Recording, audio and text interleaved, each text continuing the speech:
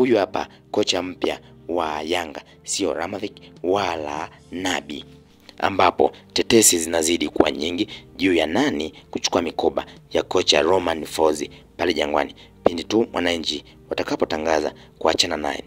Wadukuzi wa mambo wanasema ni kocha wa zamani, yani Babu Nabi, lakini wengine wanasema ni mzee wa Gusa, achia twende kwao Sidi Lamavac. Lakini za ndani kabisa zinasema ni kocha huyu Ramadou Felix Lolo, amezaliwa tarehe 25 Mei mwaka 1965 Madagascar, na ndiye kocha mkuu wa timu ya taifa ya Madagascar inajulikana kama Belea. Anahesabika kuwa moja ya makocha wenye nidhamu kubwa ya kiufundi katika historia ya soka la Madagascar.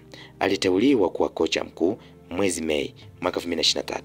Anajulikana kwa undani kuunda timu imara yenye uwiano mzuri kati ya ulinzi na mashambulizi, akitumia zaidi wachezaji wa ndani, huku mfumo anaopendelea zaidi ni ule ambao ni wa 4-2-3-1 unaipa timu usawa wa kujilinda na kushambulia kwa kasi.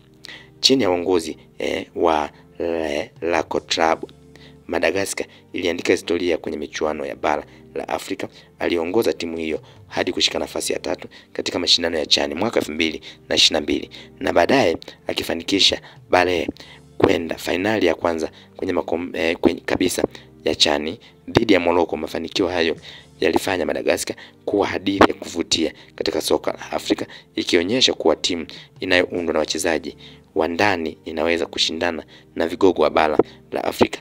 Pila Roro lanukia Aviki Town ni maneno ya wadau mbali ambao wameweza kutoa siri hizo, ambazo kocha huyo kama anavyoonekana hapo kwenye picha, ambaye anahusishwa kujiunga na klabu ya Yanga.